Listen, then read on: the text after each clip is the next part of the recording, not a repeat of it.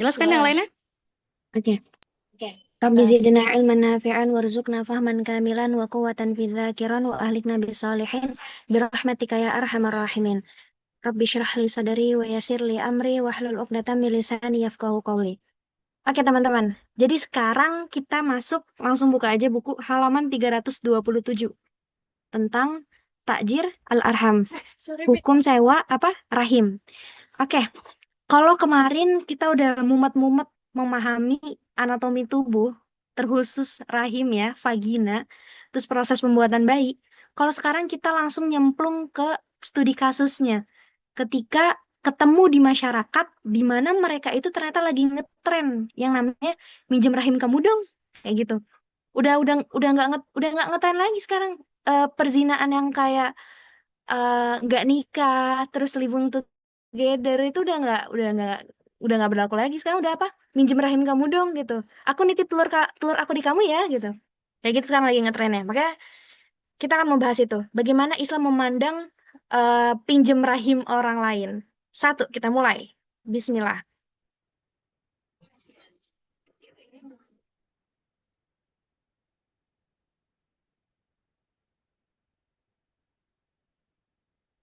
Nah, sebelum mulai di sini, aku mau ngasih pengantar dulu di buku kita ya. Di buku kita yang Tahdi dan Takjir Arham, alhamdulillah dia lebih sedikit ya.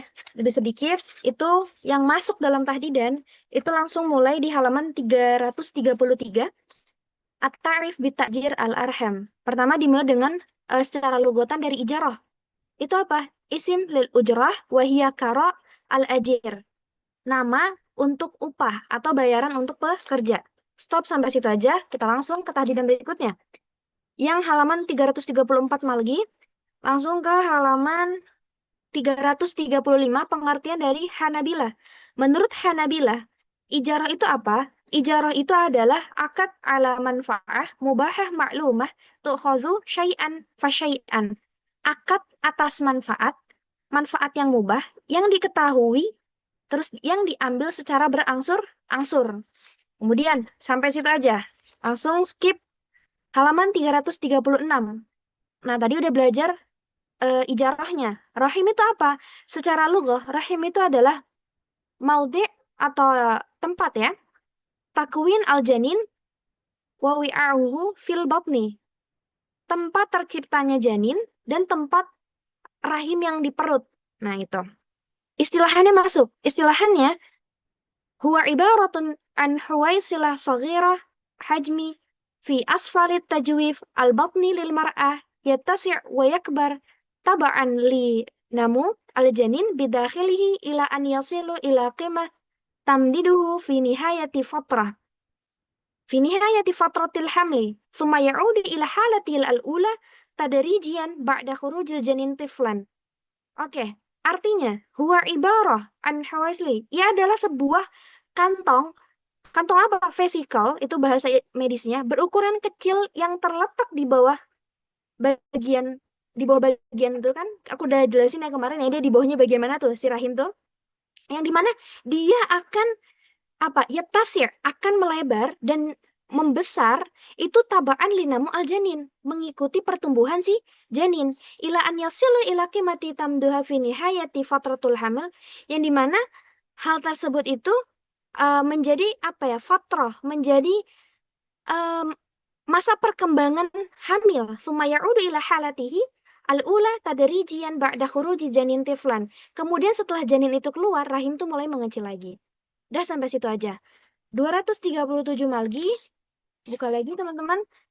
238 Malgi, langsung 338 Malgi, 339 Tarkibur rahim. Oke, sekarang kita belajar struktur rahim ya. Struktur rahim itu banyak side-nya, banyak sisinya. Nah, di sini adalah struktur rahim yang kita mau pelajarin. Yang jadi poin kita sebenarnya nanti di aku udah catat 4, menit ke 4:49. Oke. Tapi ini buat belajar aja.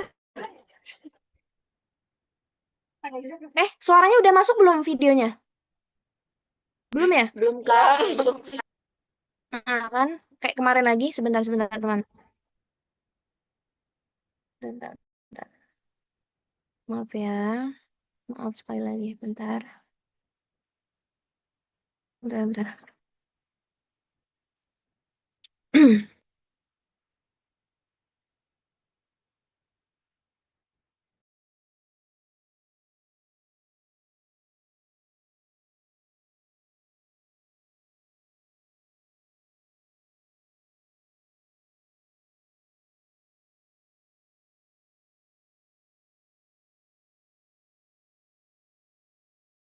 unsur grafik dewasa. Apabila kamu belum cukup perhatian, video ini mengandung unsur grafik dewasa. Apabila kamu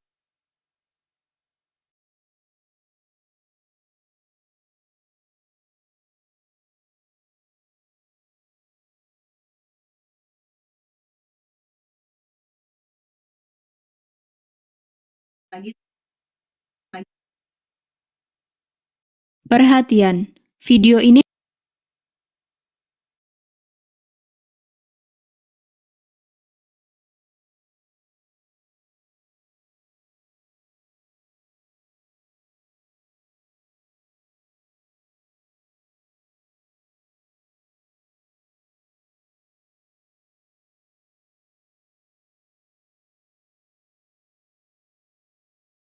Oke, teman-teman videonya udah masuk belum tadi?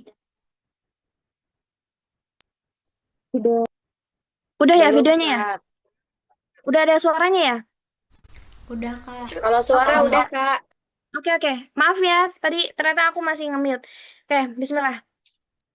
Kalau udah masuk. perhatian, video ini mengandung Maaf. perhatian, video ini mengandung unsur grafik dewasa.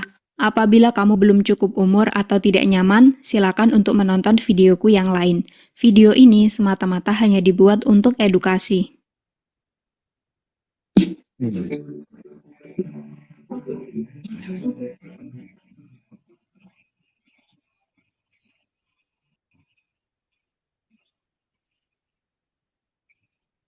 Oke, ini organ reproduksi wanita. Halo sahabat bio, selamat pagi, selamat siang, selamat sore, dan selamat malam. Apa kabar kalian semua? Semoga kalian selalu dalam keadaan sehat walafiat ya. Di video kali ini kita akan membahas mengenai organ reproduksi wanita beserta fungsi-fungsinya. Di sini kita akan mengenal organ bagian luar dan organ bagian dalam. Posisi yang akan kita lihat adalah tampak depan, samping kiri, dan bagian dalam. Oke, kita mulai dari tampak depan ya. Nah, di sini ada beberapa bagian dari tampak depan vagina. Yang pertama adalah mon pubis. Mon pubis letaknya adalah bagian atas, tepat di atas tulang kemaluan. Mon pubis terdiri dari jaringan lunak yang bentuknya agak menonjol. Di bagian ini, rambut kemaluan akan tumbuh. Rambut kemaluan berfungsi untuk mengurangi gesekan ketika melakukan hubungan intim. Selanjutnya adalah klitoris. Klitoris bentuknya kecil seukuran kacang. Di bagian ini terdapat banyak jaringan saraf yang sangat peka terhadap rangsang. Klitoris ini sangat berperan dalam melakukan hubungan intim. Selanjutnya adalah lubang uretral. Lubang ini fungsinya untuk tempat keluarnya urin. Lubang uretral berada tepat di bawah dari klitoris. Kemudian ada lubang vagina. Lubang vagina berada di bawah lubang uretral. Fungsinya, lubang ini menuju rahim untuk melahirkan, keluarnya darah menstruasi, dan kopulasi. Kemudian ada labia minora. Labia minora adalah membran yang tipis dan tidak memiliki rambut, akan tetapi memiliki kelenjar minyak. Pada gambar ini ditunjukkan oleh area yang berwarna merah. Labia minora akan mengerucut pada bagian klitoris. Selanjutnya adalah labia mayora. Labia ini bentuknya lebih tebal dari labia minora. Pada labia ini dapat ditumbuhi rambut, mengandung jaringan lemak, kelenjar minyak, dan kelenjar keringat. Oke sahabat bio, sekarang kita akan melihat organ reproduksi wanita dari samping sebelah kiri ya. Coba perhatikan baik-baik, apakah kalian sudah menemukan organ reproduksinya? Yap, organ reproduksinya berada di bagian tengah. Di gambar ini terletak di antara kantong kemih dan usus besar bagian bawah.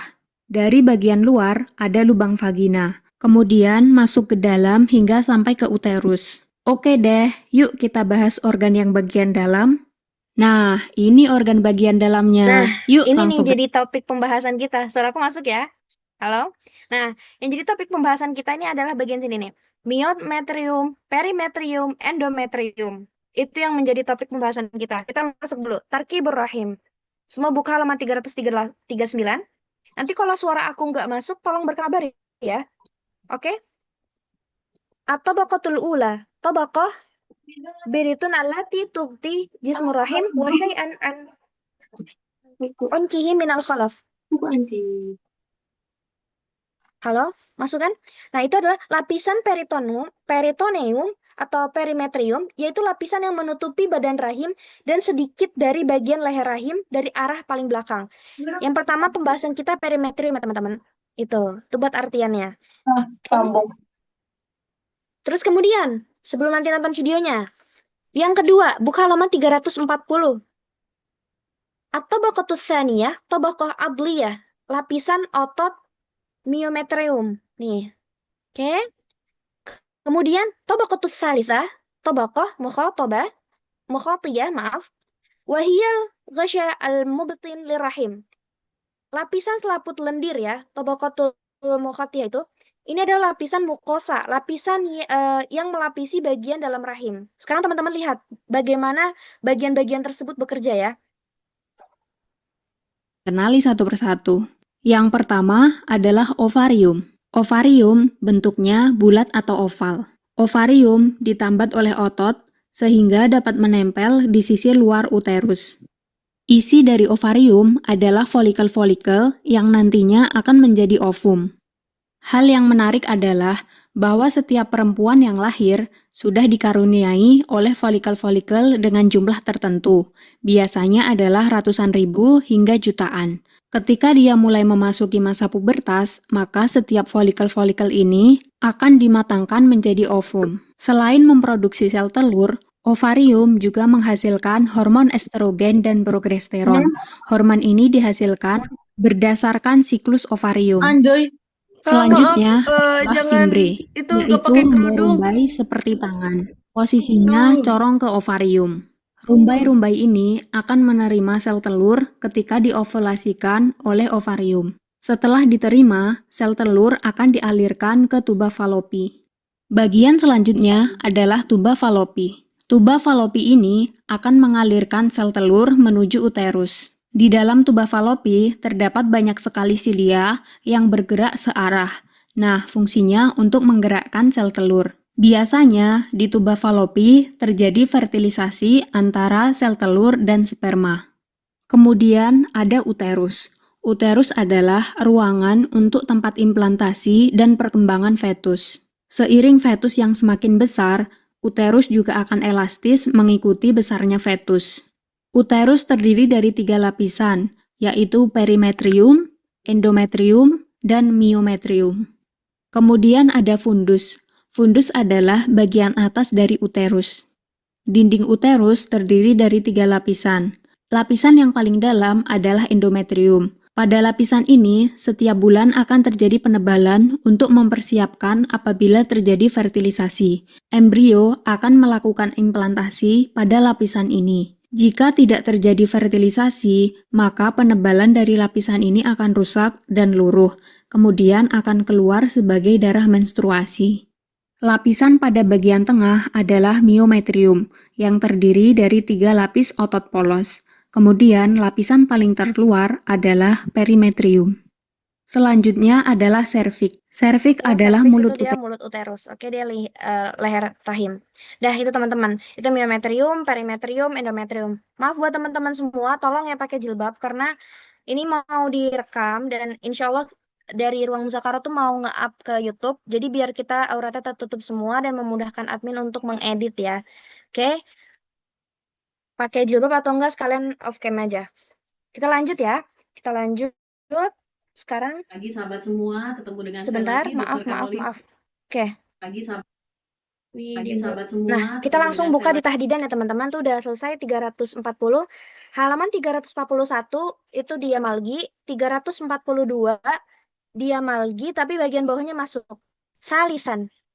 Dawa'i al-luju li istijar al-arham. Faktor-faktor orang itu bentar. Faktor-faktor langsung faktor kan? Iya. Faktor-faktor orang itu melakukan sewa rahim. 1. Ad-dawa'i at-tibbiyah. Ada alasan medis. Yang kedua, halaman 343. Ala takunu ladal mar'ah al-qudrah ala istikmali muddatul hamli hatta nihayatihi. Ketidakmampuan mempertahankan kehamilan sampai akhir. Jadi kayak si rahimnya itu kita udah belajar ya masalah apa kemarin?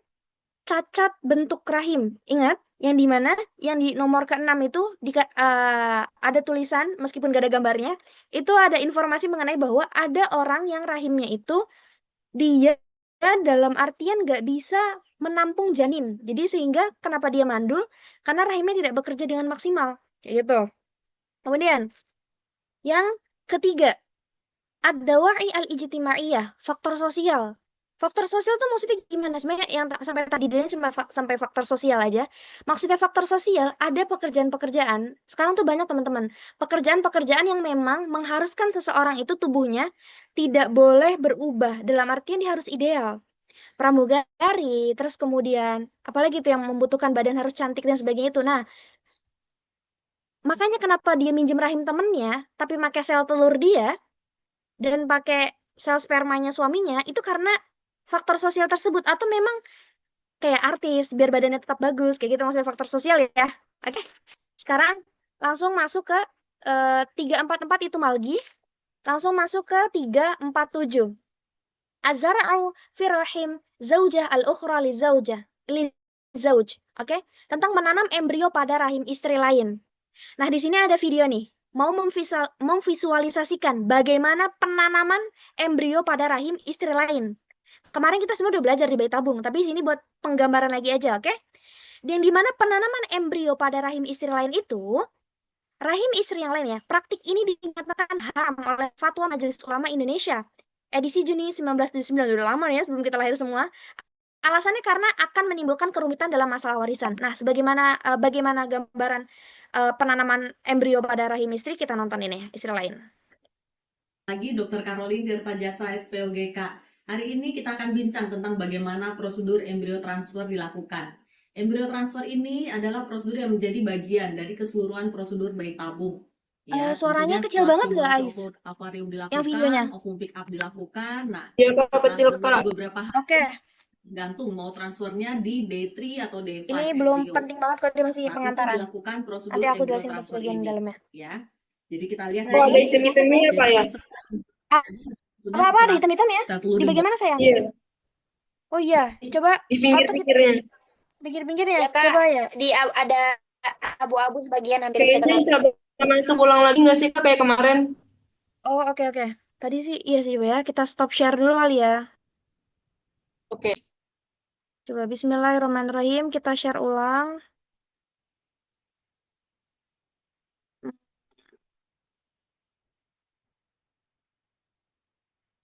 Sekarang membaik. Better, Kak, better. Oke. Membaik ya?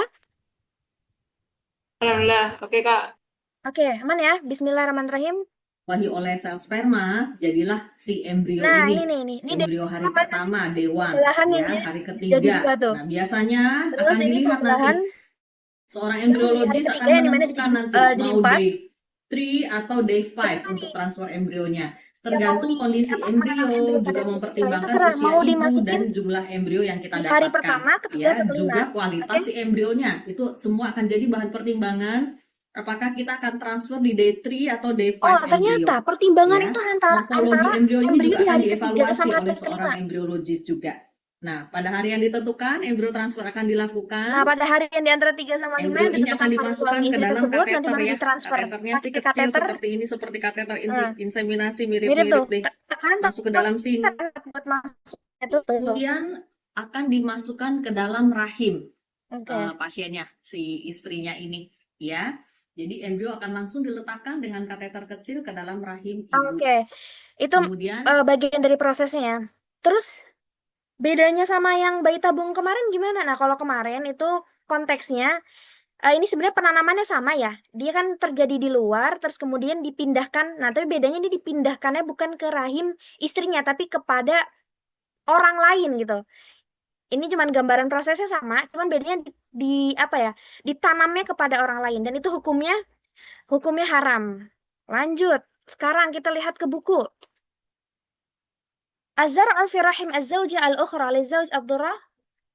Langsung ke waqad ikhtalafa al-fuqaha al-mu'asiruna fi hukum hadhihi al-mas'alah ala qawlain. Perbedaan ulama kontemporer ya, mengenai permasalahan penanaman embrio pada rahim istri lain. Al-qaulul awal bilang apa? Muharram. Apa itu muharram maksudnya? Haram. Perkara ini diharamkan. Wala yajuzu fi'alihi. Lihat di baris keduanya. Wa huwa madhhaba ilai aglabal ulama mu'asirin. Dan ini yang dipilih oleh apa? Mazhab yang dipilih oleh para mayoritas ulama kontemporer. Haram katanya. Berarti Majelis Ulama Indonesia, MUI, termasuk yang ada di sini ya, mengharamkan. Langsung masuk lagi, buka di halaman 348, Al-Qaulus Tsani, bilang apa? Jawaz. Dan ini adalah pendapat yang dari sebagian mu'asirin, ulama kontemporer. Yang mengharamkan itu dia membawa dalil. Lihat dalilnya, hamalathu ummuhu wahnan ala wahnin. Hamalathu ummuhu. Itu sama yang dalil yang pertama sama yang dalil kedua ini. Kita bedah yang dalil pertama aja. Ini dalil yang pertama ini dia bilang bahwa ibunya lah yang mengandung dalam keadaan lemah yang bertambah-tambah, wahnan ala wahnin. Oke.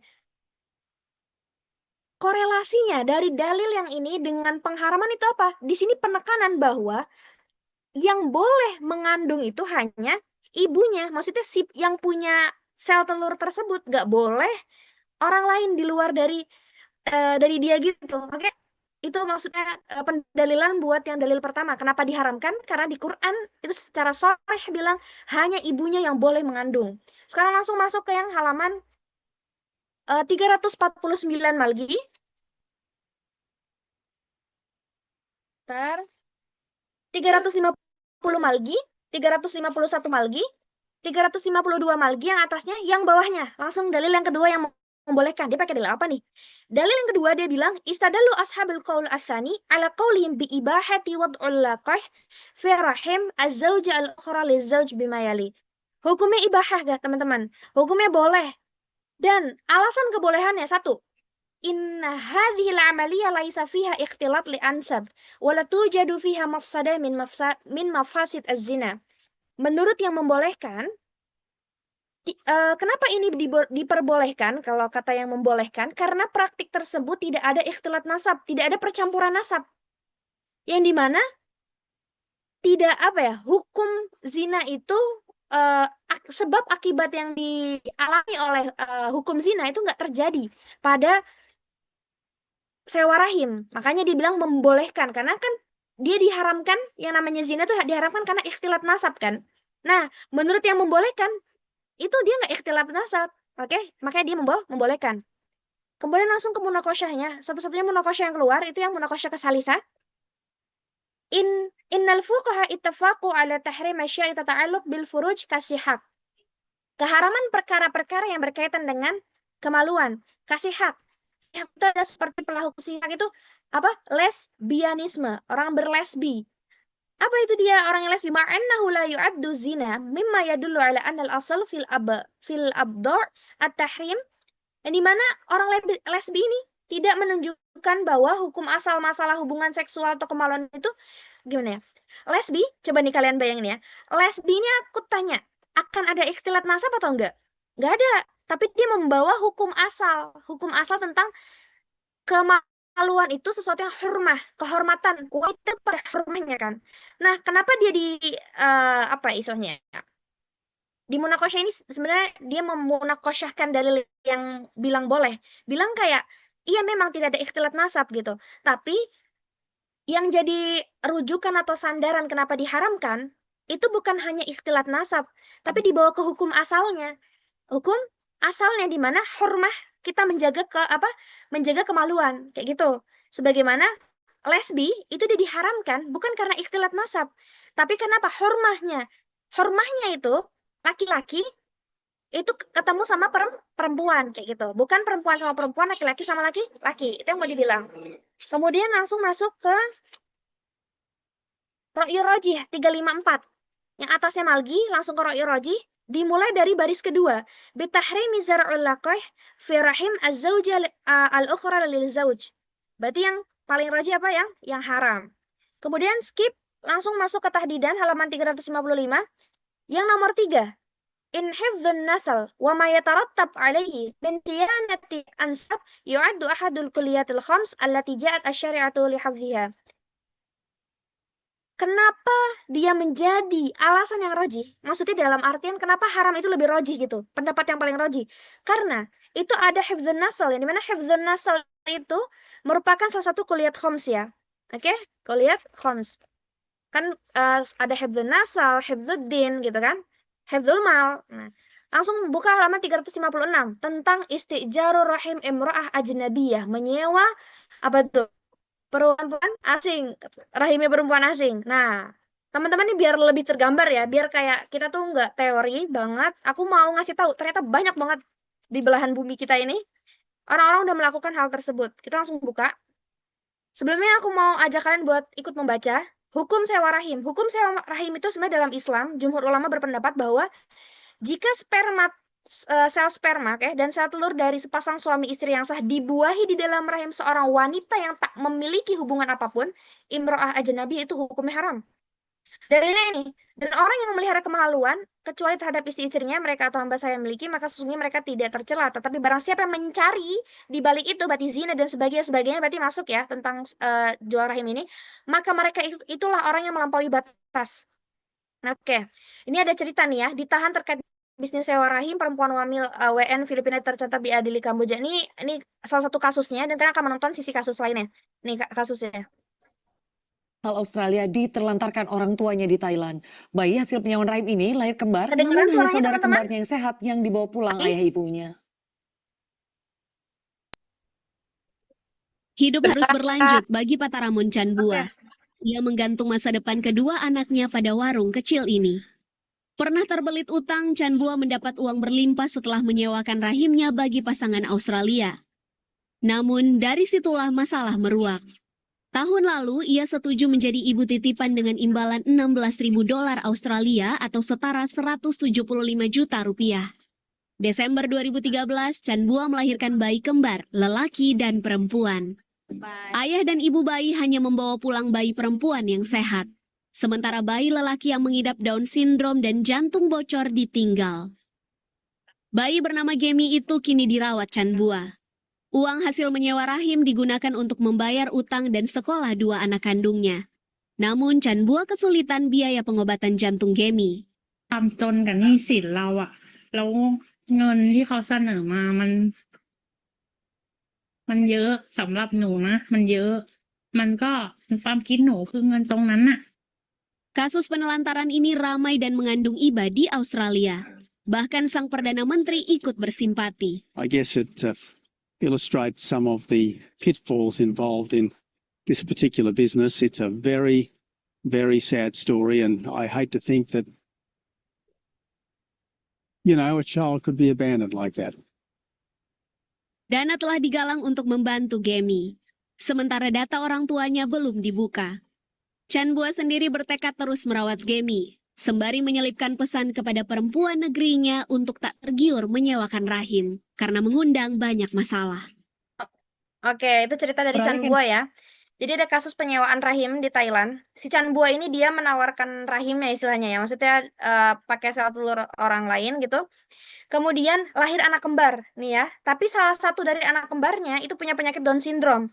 Nah, dampaknya si ibu yang dari punya sel telur tersebut menelantarkan karena nggak mau punya anak cacat. Nah itu tuh. Dari sana Chanbua kemudian insaf nggak mau lagi jadi penyewa rahim kayak gitu.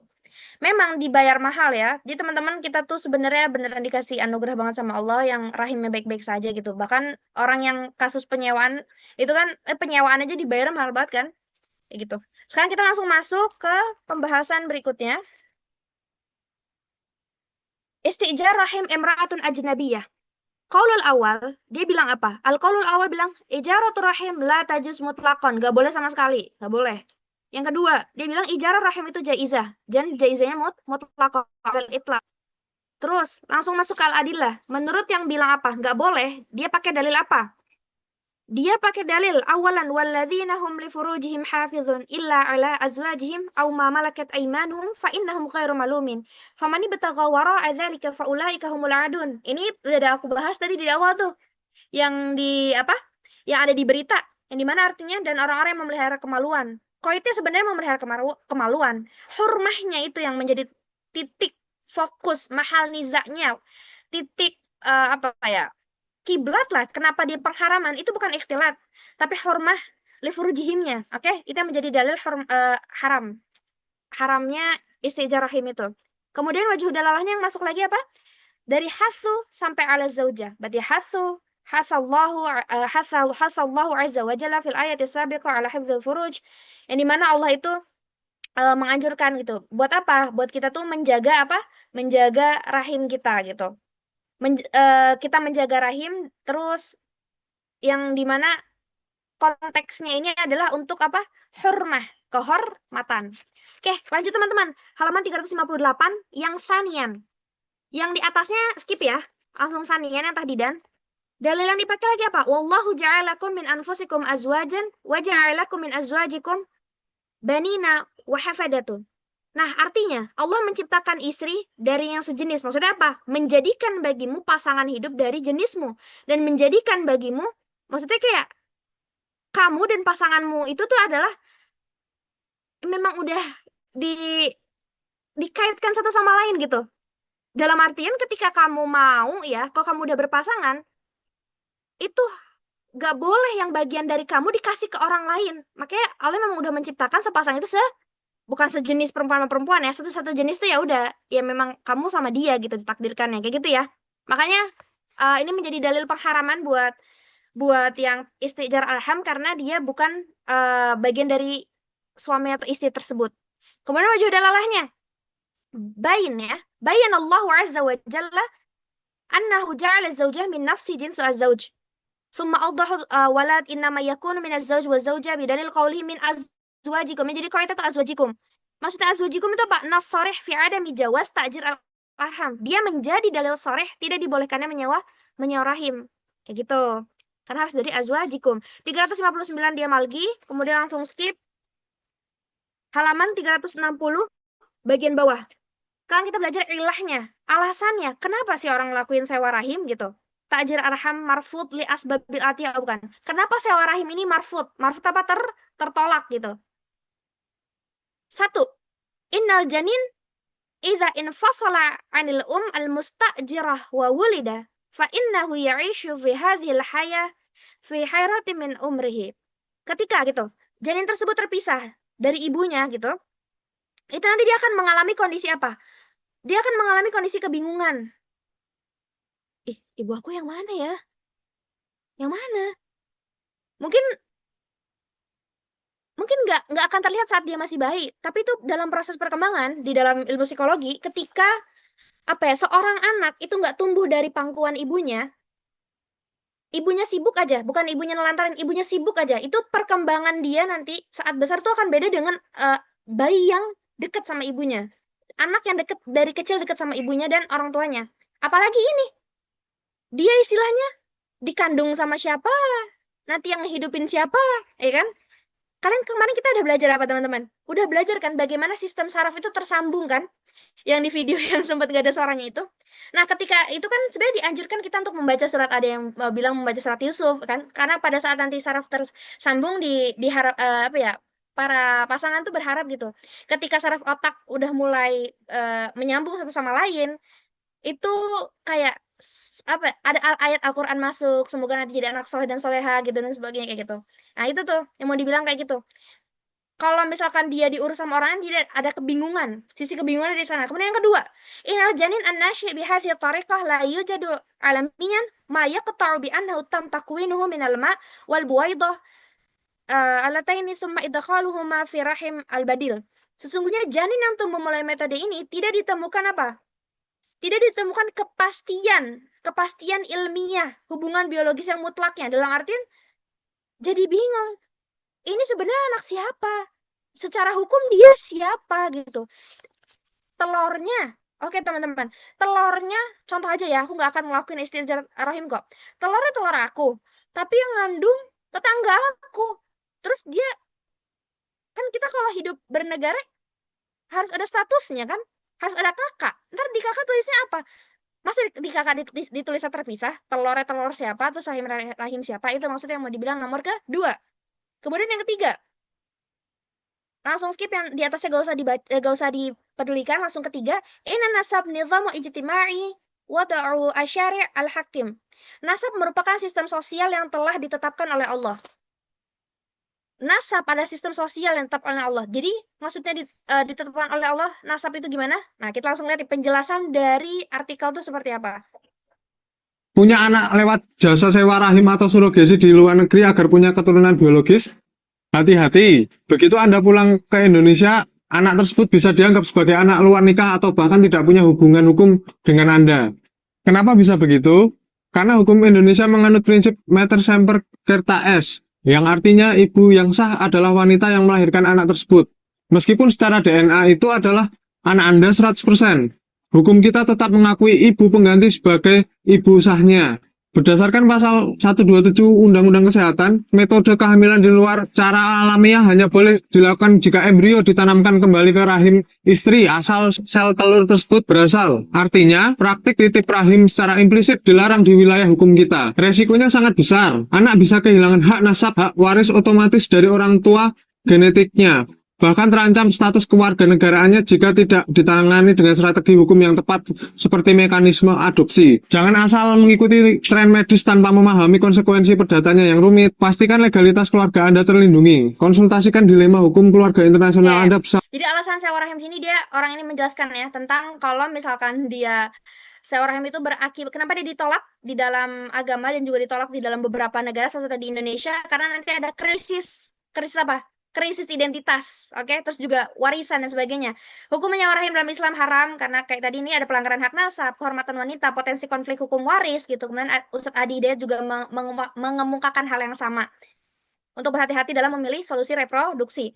Hukum perdata juga sama bilang, hasil penelitian menunjukkan bahwa berdasarkan perspektif hukum perdata Indonesia, perjanjian sewa rahim surrogate mother tidak sah sebagai suatu perjanjian dan harus batal demi hukum karena tidak memenuhi syarat sah perjanjian sebagaimana diatur dalam ketentuan pasal 1320 KUHP Perdata. Terus, perjanjian sewa rahim surrogate mother juga menimbulkan akibat permasalahan hukum bagi para pihak yang terlibat seperti ibu pengganti yang dicap buruk di masyarakat. Nah ini nih, ibu yang dicap buruk di masyarakat, tidak adanya kepastian status anak serta terjadi konflik jika ibu menjadi ibu pengganti. Yang tadi aku bilang kan ada masalah sistem sosial kan yang telah ditetapkan. Nasab itu kan merupakan sistem sosial. Nah itu nasab itu merupakan sistem sosial. Kayak kita tuh bilang misalkan ya nama bapakku Laude, nama ibuku Hida. Kia itu anaknya bapak Laude gitu. Kia itu anaknya ibu Hida. Nah ketika dia kenapa ini ditolak? Ketika dia disandarkan pada yang punya ibu pemilik rahim, itu tuh kayak secara nggak langsung kayak jadi apa ya, semacam ada sisi hinanya, tapi dia ngandung, jelas gitu di tatanan masyarakat tuh dia anak siapa tuh nggak diketahui gitu. Itu yang mau dibilang ya, yang di nomor ketiga itu. Kemudian lanjut teman-teman di nomor 4 di halaman 362.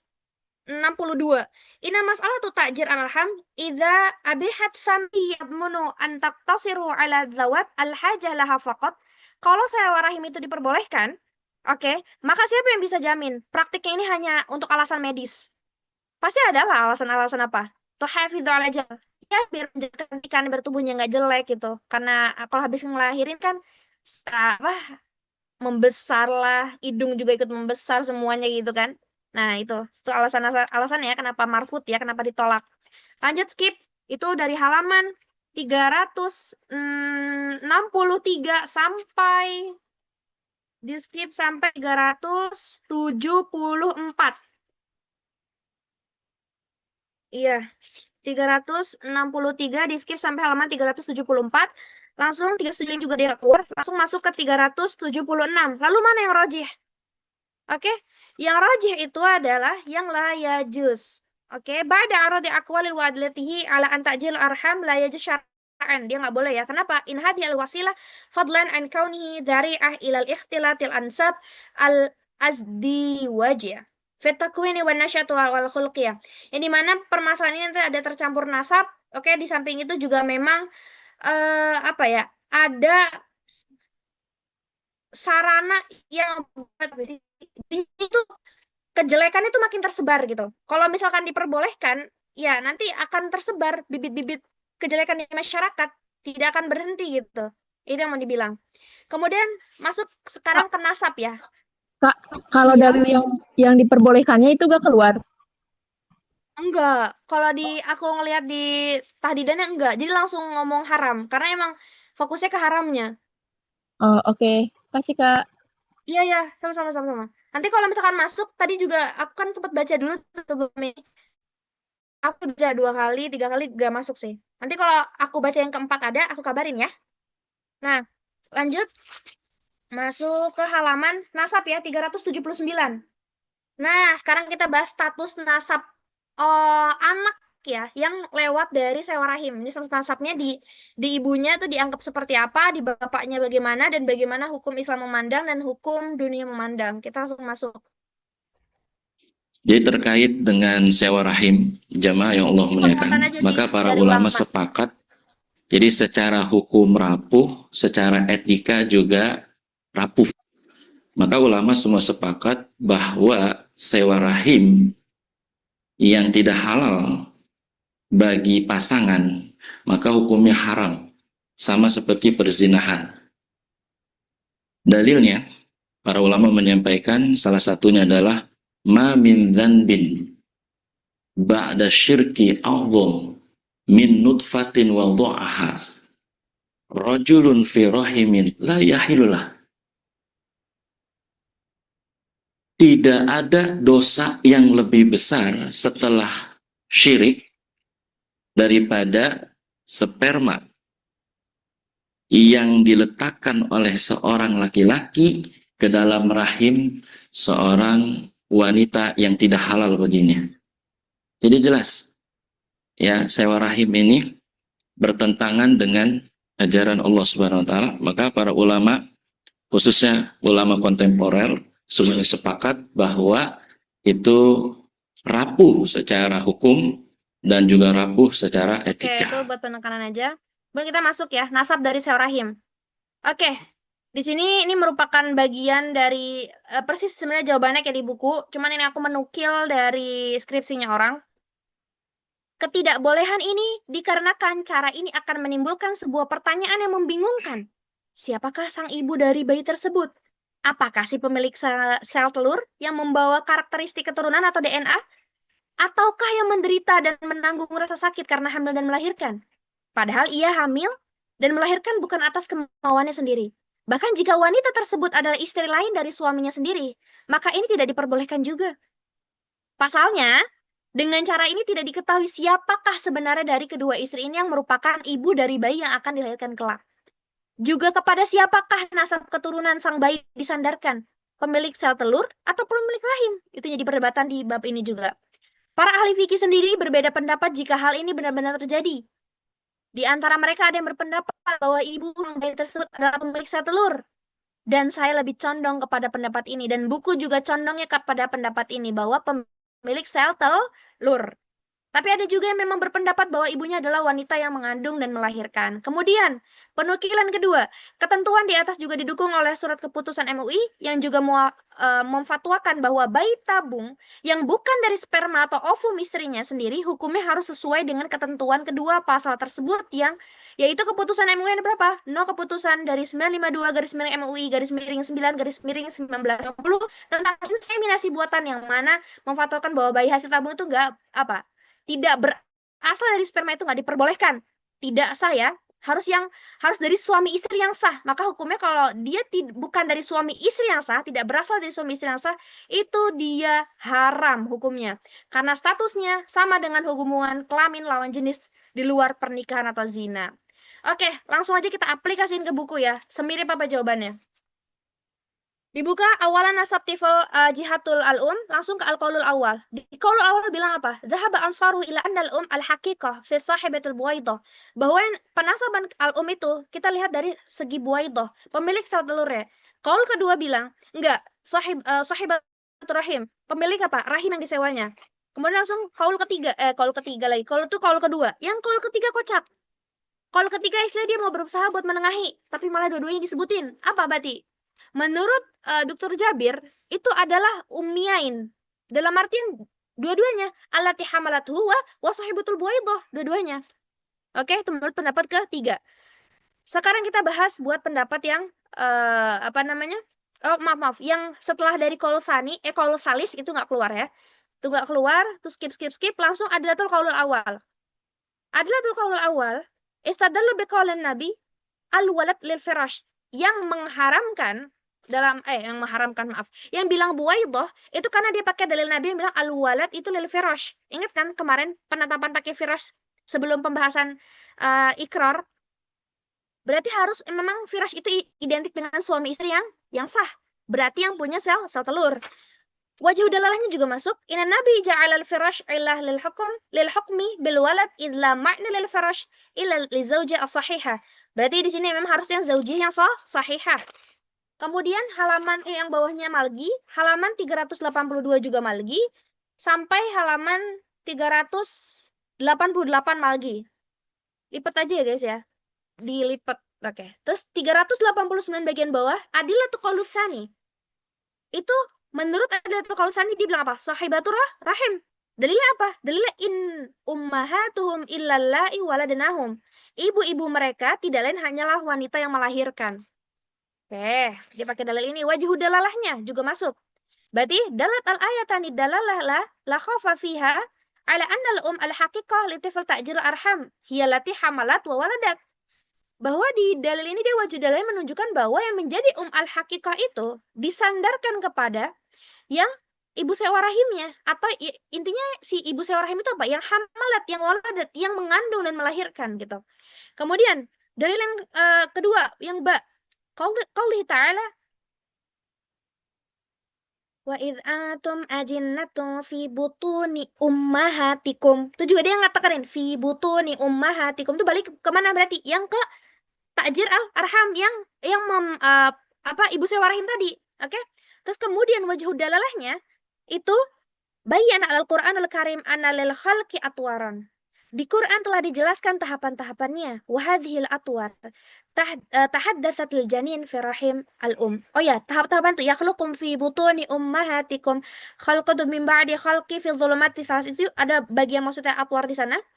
Tahaddatsat lil janin fi rahim al-um. Semua perkembangan janin terjadi di rahim.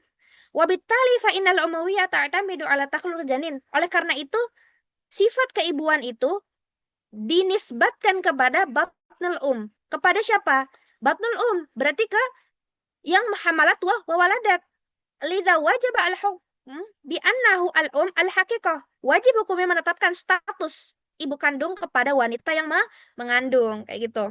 Ini dalil yang wajah udalah dari yang dalil yang tadi yang Mbak ya, yang bilang bahwa bukan kepada Buwaidah, tapi kepada mana? Yang waladat gitu, yang melahirkan, wa hamalat gitu. Oke. 391 dan 2 itu malgi, langsung ke 393. Oke, ro'i rojinya yang mana? Ro'i rojinya, seperti yang ada di penukilan skripsi ini ya. Ro'i rojinya adalah yang sahibatul Buwaidah. Alasannya apa? Awalan, yang masuk nih ya. In hadzal qaul huwa ma tatma'innu ilahin nufus nazaran litifaqihi ma'a qawaid al-fitra asawiyah. Maksudnya apa? Pendapat ini adalah bahasa enaknya? Oh ya, pendapat ini tuh pendapat yang membuat jiwa tenang gitu. Maksudnya kayak kalau misalkan disandarkan kepada yang mengandung itu tatma'inna qulubnya tuh kurang gitu. Maksudnya kayak itu kan fitrahnya ya. Kayak yang mau fitrahnya tuh rasa tenang itu ketika penyandaran itu disandarkan, ini fitrahnya doang, ini pembahasan fitrah, disandarkan kepada yang memang punya sel telur. Karena kan itu kan dia tujuan sewa rahim ya. Dia tujuan nggak sewa rahim, alasannya kan buat keuntungan dia. Makanya dia bayar orang. Ketika itu disandarkan kepada hamalatu wa waladat, itu ada rasa kayak, ya padahal aku tuh sewa rahim, udah bayar mahal-mahal, itu buat aku. Tapi kenapa penisbahannya ke dia? Nah itu yang mau dibilang dari alasan yang pertama kenapa sahibahnya itu di Buwaidah ya. An-nadzaran litifaq miqat fitrah asawiyah di situ. Oke, tatma'inna ilahi nufusnya tuh maksudnya itu ketenangan sana yang dimaksud. Terus kemudian sanian. Oke. Selesai pembahasan tentang ibu. Berarti ibu yang dilihat berarti yang punya sel telur Buwaidah. Sekarang pembahasan tentang bapak. Bapak juga pembahasannya ada ikhtilaf. Langsung buka di halaman 394. Dan ini ada penjelasannya. Oke, ini tulisan banget Kak. Tenang aja aku bacain. Dan insya Allah enggak membosankan cara baca. Insya Allah ya, kalau bosan bertahan guys, ini ilmu. Hubungan hukum anak hasil surrogate mother dengan ayah biologis. Ini aku juga ngambil dari skripsi. Perspektif hukum Islam telah putusan Mahkamah Konstitusi MK nomor 46 garis miring PPU terus angka 8 garis miring 2020. Nah, di sini putusan hukumnya. Di mana mereka memutuskan hukum hasil penelitian menunjukkan bahwa anak hasil dari sewa rahim juga telah memiliki hubungan perdata dengan ayah dan keluarga ayahnya. Berarti kalau bilang ayah dan keluarga ayahnya itu siapa? Yang memiliki sel sperma. Dan hal tersebut berdasarkan putusan Mahkamah Konstitusi nomor 46 garis miring PU 8 garis miring 2010 yang dapat dibuktikan dengan DNA. Ingat, kalau ada penisbahan DNA, berarti penisbahan yang memiliki sel sperma. DNA itu deoxyribonucleic nucleic acid, yang anak hasil surrogate mother itu adalah anak biologis dari pasangan suami istri yang sah. Namun dalam hukum positif dan hukum Islam, anak hasil ini surrogate mother ini anak luar nikah. Tadi udah kita belajar ya. Yang digolongkan ke dalam anak zina. Meskipun tidak melakukan perbuatan zina secara langsung, namun esensi dari perbuatan zina terdapat dalam praktik tersebut. Maksudnya esensi dari perbuatan zina terhadap praktik. Ya, praktiknya di mana? Dengan dia apa? Menanamkan embrio tersebut pada orang lain. Seperti halnya dengan kamu menanamkan laki-laki zarak. Apa itu zarak? Menanamkan ladangnya itu pada bukan yang mahramnya. Tuh, pengkiasannya ke arah sana. Terus kemudian, maka dari itu, hubungan anak hasil ini terhalang dalam 3 perkara, yaitu tidak boleh menggunakan nama ayah. Nih, tidak boleh menggunakan nama ayah, sebagaimana anak hasil zina ya, dalam anak tersebut. Tidak berhak mendapat perwalian ketika ingin menikah. Oke? Serta tidak berhak mewarisi harta dari orang tuanya. Meski demikian, anak tersebut masih bisa menjadi anak dari pasangan suami istri tersebut dengan cara pengangkatan anak dari ibu kandung ke orang tua biologis asal sperma dan ovum, dan mendapatkan hak 1 perlindungan alimentasi, 2 mendapatkan biaya hidup, 3 hak mendapatkan biaya kesehatan, 4 hak untuk biaya pendidikan, serta 5 wasiat wajibah. Sekarang kita lihat bagaimana Islam memandang di buku kita Qadoya ya. Di halaman 394 ini nggak kurang lebih sama jawabannya seperti ini. Annal ab, ini yang keluar tahdidan, annal ab huwa sahibun nutfah, bahwa ayahnya itu adalah yang pemilik sperma. Fi hina dhahabal ba'du al-akhar ila anna nasab li sahibil farash. Sementara pihak lain berpendapat bahwa nasab itu hubungan anak itu merujuk kepada pemilik tempat tidur, dalam artian suami apa ya, pemilik tempat tidur. Berarti suami dari yang ini berterbalikan. Kalau nutfah itu kan pemilik spermanya. Kalau pemilik tempat tidur berarti suami dari yang ngandung. Nggak jelas banget ya. Kebayang nggak sih kalian? Ini kecoret ya, maaf. Suami dari yang ngandung. Misalkan contoh. Zakia itu mau sewa rahim. Zakia pengen ke teman Zakia gitu. Namanya siapa ya? Tiara gitu. Minjem rahim dong. Nah, yang jadi bapaknya itu disandarkan kepada suaminya si Tiara. Kayak gitu. Terus kemudian Aizan al-mar'al al-ghursu al-liqayha fi rahimiyah kanat laysat bidzati zawj akhad wal walad hukum ibnu zina. Oke. Yaitu suami dari wanita yang rahim ditanami oleh sel telur yang telah dibawahi embrio. Dan jika wanita tersebut bukan merupakan istri sah, maka anak ini mengambil hukum anak hasil zina. Tadi dijelasin juga ya. Kemudian walakin ba'idan anil khilaf sabiq ara annahu fi dhil at-tatwirat ilmiah wa taqdim at-tibbi fa inna nasab yathbutu li sahibil haywan al-manwi. Namun terlepas dari perbedaan pendapat di atas, saya berpendapat, berarti kalau ngomong saya mu'alifnya ya, saya berpendapat bahwa di tengah perkembangan ilmiah dan kemajuan medis saat ini, nasab anak itu tetap kepada siapa? Haywan manwi, berarti pemilik sperma. Setelah ada perdebatan di atas, tetap balik ke mana yang pemilik sperma. Sahibun nutfah, bukan sahibul firash. Oke. Najah makan kelar. Alhamdulillah udah selesai. Naktatim bilhamdalah.